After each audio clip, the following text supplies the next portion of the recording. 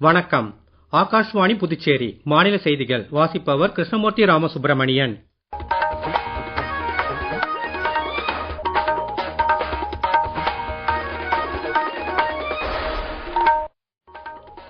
தலைப்புச் செய்திகள். பிரதமர் திரு நரேந்திர மோடி இன்று குவைத் அமீருடன் தொலைபேசியில் உரையாடினார். இளைஞர்கள், பெண்கள் மற்றும் விவசாயிகளுக்கு அதிகாரம் அளிக்க அரசு கடந்த 12 ஆண்டுகளில் அனைத்து முயற்சிகளையும் எடுத்திருப்பதாக பிரதமர் திரு நரேந்திர மோடி கூறியுள்ளார். மத்திய பிரதேஷ் மாநிலம் இந்தூரில் பிரிக்ஸ் வேளாண் மாநாடு இன்று தொடங்கியுள்ளது. புதுச்சேரியில் திரு ராஜவேலு, திரு சிவக்கொழுந்து, திரு GNS ராஜசேகரன் ஆகிய மூவரை அமைச்சர்களாக நியமிக்க முதலமைச்சர் பரிந்துரையின் பேரில் குடியரசுத் தலைவர் ஒப்புதல் அளித்துள்ளார். இனி விரிவான செய்திகள். பிரதமர் திரு நரேந்திர மோடி இன்று குவைத் அமீர் ஷேக் மெஷால் அல் அஹமத் அல் ஜபர் அல் சபாஹ் உடன் தொலைபேசியில் உரையாடினார். மேற்காசியாவில் உருவாகி வரும் நிலவரங்கள் குறித்து இரு தலைவர்களும் கருத்துக்களை பரிமாறிக் கொண்டனர். பதற்றம் அதிகரித்து வருவது குறித்து பிரதமர் திரு நரேந்திர மோடி கவலை வெளியிட்டார். குவைத் நாட்டின் நில ஒருமைப்பாடு மற்றும் இறையாண்மை மீதான தாக்குதல்களுக்கு இந்தியாவின் கடும் கண்டனத்தை அவர் மறு உறுதி செய்தார். பதற்ற தணிப்பு, பேச்சுவார்த்தை மற்றும் தூதரக முயற்சிகள் மூலம் அமைதி மற்றும் ஸ்திரத்தன்மையை விரைந்து மீட்க அவர் வலியுறுத்தினார். குவைத்தில் உள்ள இந்தியர்களின் பாதுகாப்பில் குவைத் அமீர் தனிப்பட்ட முறையில் செலுத்தி வரும் அக்கறைக்கும் பிரதமர் திரு நரேந்திர மோடி நன்றி தெரிவித்துக் கொண்டார். இளைஞர்கள், பெண்கள் மற்றும் விவசாயிகளுக்கு அதிகாரம் அளிக்க அரசு கடந்த 12 ஆண்டுகளில் அனைத்து முயற்சிகளையும் எடுத்திருப்பதாக பிரதமர் திரு நரேந்திர மோடி கூறியுள்ளார். இது குறித்த பிரதமரின் சமூக ஊடகப் பதிவில் இருந்து கூடுதல் விவரங்கள். 140 கோடி மக்களின் ஆசியுடன் நாட்டிற்கே முதலிடம் என்ற அடிப்படையில் நம்பிக்கை, வளர்ச்சி மற்றும் மக்கள் நலன் மீதான அர்ப்பணிப்பு உணர்வுடன் அரசு செயல்பட்டு வருவதாக சமூக ஊடக பதிவில் பிரதமர் திரு நரேந்திர மோடி கூறியுள்ளார். இத்தகைய அயராத முயற்சிகளின் பலனாகவே உள்கட்டமைப்பு முதல் டிஜிட்டல் புரட்சி வரையிலான பல்வேறு துறைகளில் உலக அளவிலான புதிய அங்கீகாரம் இந்தியாவிற்கு கிடைத்திருப்பதாக அவர் தெரிவித்துள்ளார். முன்னேறிய இந்தியா என்னும் கனவை நனவாக்க சேவை, வளம், நல்லாட்சி என்ற இதே பாதையில் அரசு அயராத தொடர்ந்து பாடுபடும் என்று பிரதமர் மேலும் கூறியுள்ளார். பிரதமர் திரு நரேந்திர மோடி தலைமையிலான ஆட்சியில் நாடு கடந்த 12 ஆண்டுகளில் ஏழைகள் நலன், வளர்ச்சி ஆகிய 2 குறிக்கோள்களையும் ஒரே சமயத்தில் எட்டியிருப்பதாக மத்திய உள்துறை அமைச்சர் திரு அமித்ஷா கூறியுள்ளார். பிரதமர் திரு நரேந்திர மோடி ஒரு நாள் கூட விடுப்பு எடுக்காமல் நாட்டிற்கு அயராது சேவை புரிந்து வருவதாக அவர் தெரிவித்துள்ளார்.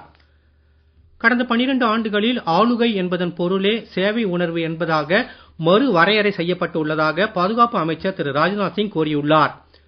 விக்சித் பாரத் 2047 என்னும் இலக்கை நோக்கி நாட்டை நகர்த்துவதில் நாட்டிற்கே முதலிடம் மற்றும் அனைவரையும் உள்ளடக்கிய வளர்ச்சிக்கு முக்கியத்துவம் அளிக்கப்படுவதன் சாட்சியாகவே கடந்த 12 ஆண்டுகள் திகழ்வதாக அவர் தெரிவித்துள்ளார். நாட்டின் வெளியுறவு கொள்கையில் கடந்த 12 ஆண்டுகளில் பல முக்கிய மாற்றங்கள் ஏற்பட்டு உள்ளதாக வெளியுறவு அமைச்சர் டாக்டர் ஜெய்சங்கர் கூறியுள்ளார். பாஸ்போர்ட் வழங்கும் நடைமுறைகள் மற்றும் ஆவணங்களுக்கு சான்றளிக்கும் நடைமுறைகள் சாதாரண மக்களுக்கு ஏற்ற விதத்தில் எளிமையாக்கப்பட்டுள்ளதாகவும், பொதுமக்களின் குறைகள் மற்றும் பின்னூட்டங்களை பெற டிஜிட்டல் கட்டமைப்பு உருவாக்கப்பட்டு நெருக்கடி காலங்களில் திறம்பட்ட முறையில் நடவடிக்கை எடுக்கப்பட்டு உள்ளதாகவும் அவர் தெரிவித்துள்ளார். உலக அளவிலான வேலைவாய்ப்பு சந்தையை இந்திய இளைஞர்களும், உலக அளவிலான ஏற்றுமதி சந்தையை இந்திய வர்த்தகர்களும் எளிதில் அணுக தேவையான வசதிகள் உருவாக்கப்பட்டுள்ளதால் இந்தியர்கள் தற்போது கூடுதல் நம்பிக்கை மற்றும் பெருமித உணர்வுடன் வெளிநாடு செல்ல இயன்றுள்ளதாக வெளியுறவு அமைச்சர் மேலும் கூறியுள்ளார். இன்று விடுதலை போராட்ட வீரர் பகவான் பிர்சா முண்டா நினைவு நாளை ஒட்டி பிரதமர் திரு நரேந்திர மோடி அன்னாருக்கு புகழஞ்சலி செலுத்தியுள்ளார். நிலம், நீர் மற்றும் வன வளத்தை அந்நிய சக்திகளிடம் இருந்து பாதுகாக்க அபார துணிச்சலுடன் போராடியவர் பிர்சா முண்டா என்றும், பழங்குடி சமூகத்தினரின் சுயமரியாதை, கலாச்சாரம் மற்றும் உரிமைகளை பாதுகாக்கும் முயற்சிகளுக்கு அர்ப்பணிக்கப்பட்டதே அன்னாரின் வாழ்க்கை என்றும் சமூக ஊடகத்தில் பிரதமர் கூறியுள்ளார். தாய்நாட்டிற்காக உயிர் தியாகம் புரிந்த பகவான் பிர்சா முண்டாவின் அரிய செயல் ஒவ்வொரு தலைமுறை இந்தியர்களுக்கும் தேசப்பற்றை ஊட்டுவதாக தொடர்ந்து நீடிக்கும் என்று பிரதமர் மேலும் குறிப்பிட்டுள்ளார். இதற்கிடையே இன்று ஜார்க்கண்ட் மாநிலம் ராஞ்சியில் உள்ள பிர்சா முண்டா சமாதியில் அம்மாநில ஆளுநர், முதலமைச்சர் மற்றும் அமைச்சர்கள் பலரும் மலரஞ்சலி செலுத்தினர். பிர்சா முண்டா பிறந்த உலிஹாத்து கிராமம் உள்பட ஜார்க்கண்ட் மாநிலத்தின் பல்வேறு பழங்குடி பகுதிகளில் கலாச்சார மற்றும் விழிப்புணர்வு நிகழ்ச்சிகளுக்கும் ஏற்பாடு செய்யப்பட்டுள்ளன. மத்திய பிரதேச மாநிலம் இந்தூரில் இன்று தொடங்கியுள்ள பிரிக்ஸ் வேளாண் மாநாட்டில் பிரேசில், இந்தோனேஷியா, சீனா, ஈரான், தென்னாப்பிரிக்கா மற்றும் இதர உறுப்பு நாடுகளின் பிரதிநிதிகள் பங்கேற்றுள்ளனர். 21 நாடுகளில் இருந்து வேளாண் அமைச்சர்கள், மூத்த அதிகாரிகள் மற்றும் வல்லுநர்களும் இம்மாநாட்டிற்கு வந்துள்ளனர். மாநாட்டின் இன்றைய அமர்வுகளில் உணவு பாதுகாப்பு, பண்ணை புதுமைகள், பருவநிலைக்கு ஏற்ற சாகுபடி, வேளாண் வர்த்தகம் மற்றும் சிறு விவசாயிகளின் அதிகார மேம்பாடு குறித்து விவாதிக்கப்படுகிறது. பிரிக்ஸ் நாடுகளின் வேளாண் அமைச்சர்களுக்கு இடையிலான சிறப்பு பேச்சுவார்த்தைகள் வரும் 12ஆம் தேதி நடைபெற உள்ளன. விவசாயிகள், பெண்கள் மற்றும் இளைஞர்கள் மூலமான உணவு பாதுகாப்பு என்பது குறித்து இதில் விவாதிக்கப்படும். வரும் 13ஆம் தேதி பிரிக்ஸ் நாடுகளின் வேளாண் அமைச்சர்களுக்கு இடையிலான கூட்டமும் நடைபெற உள்ளது. நீங்கள் கேட்டுக்கொண்டிருப்பது மாநில செய்திகள். நேயர்கள் ஆகாஷ்வாணி செய்திகளை உடனுக்குடன் தெரிந்து கொள்ள எமது புதுச்சேரி மண்டல செய்திப் பிரிவின் சமூக ஊடகங்களான @AIRnews_புதுவை என்ற எக்ஸ் பக்கத்தையும், all India radio news Puducherry என்ற Facebook பக்கத்தையும், @RNU புதுச்சேரி என்ற யூடியூப் சேனலையும் அணுகலாம். செய்திகள் தொடர்கின்றன.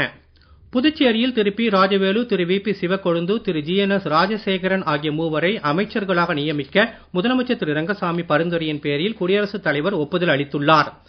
துணைநிலை ஆளுநர் திரு கைலாஷ்நாதன் விரைவில் இவர்களுக்கு பதவிப் பிரமாணம் செய்து வைப்பார் என்று எதிர்பார்க்கப்படுகிறது.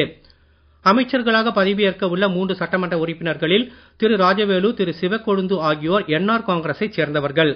திரு ராஜசேகரன் பாரதிய ஜனதா கட்சியைச் சேர்ந்தவர் ஆவார். உத்தரப்பிரதேச மாநிலம் சீதாப்பூர் பகுதியில் பாதுகாப்புத் துறைக்கு சொந்தமான நிலத்தில் ஒருங்கிணைந்த மின்கல வசதிகளுடன் கூடிய 250 மெகாவாட் சோலார் மின் உற்பத்தி நிலையம் ஒன்றை அமைக்கும் திட்டத்திற்கு பாதுகாப்பு அமைச்சகம் ஒப்புதல் அளித்துள்ளது. நாட்டிலேயே பாதுகாப்புத் துறைக்கு சொந்தமான நிலத்தில் பெரிய அளவில் இத்தகைய சோலார் மின் உற்பத்தி நிலையம் அமைவது இதுவே முதல் முறையாகும்.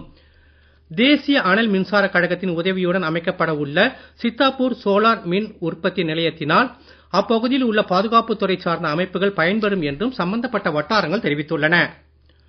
பாதுகாப்பான மகப்பேற்றை உறுதி செய்யும் நோக்கிலான பிரதமரின் சுரக்ஷித் மாத்ருத்வா இயக்கத்தின் தேசிய அளவிலான 10ஆம் ஆண்டு கொண்டாட்டங்களை மத்திய சுகாதார அமைச்சர் திரு JP நட்டா புதுடெல்லியில் இன்று தொடக்கி வைத்தார். விழாவின் போது 75 ரூபாய் நாணயம் மற்றும் சிறப்பு நினைவு தபால் தலை ஒன்றையும் அவர் வெளியிட்டார்.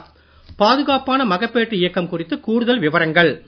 பிரதமர் திரு நரேந்திர மோடி கடந்த 2016ஆம் ஆண்டு ஜனவரி 9ஆம் தேதி தொடக்கி வைத்த சுரக்ஷித் மாத்ருத்வா இயக்கத்தின் கீழ் கருவுற்ற தாய்மார்கள் அனைவருக்கும் தரமான மகப்பேற்றுக்கு முந்தைய சேவைகள் விரிவான முறையில் வழங்கப்படுகின்றன.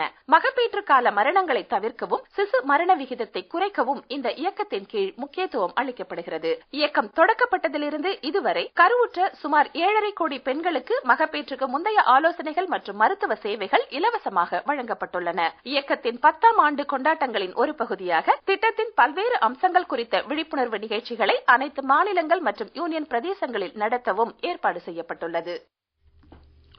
இதற்கிடையே மத்திய சுகாதார அமைச்சர் திரு JP நட்டா இன்று தேசிய நாளேடு ஒன்றில் எழுதியுள்ள கட்டுரையில் பாதுகாப்பான ஒவ்வொரு மகப்பேறும் பெண்கள் மீதான நாட்டின் கடமை பற்றியே பிரதிபலிப்பதாக கூறியுள்ளார். சுரக்ஷித் மாத்ருத்வா இயக்கத்தின் கீழ் ஒவ்வொரு மாதமும் 9ஆம் தேதி மகப்பேற்று கால ஆரோக்கியத்திற்கு அர்ப்பணிக்கப்படுவதையும் அமைச்சர் சுட்டிக்காட்டியுள்ளார்.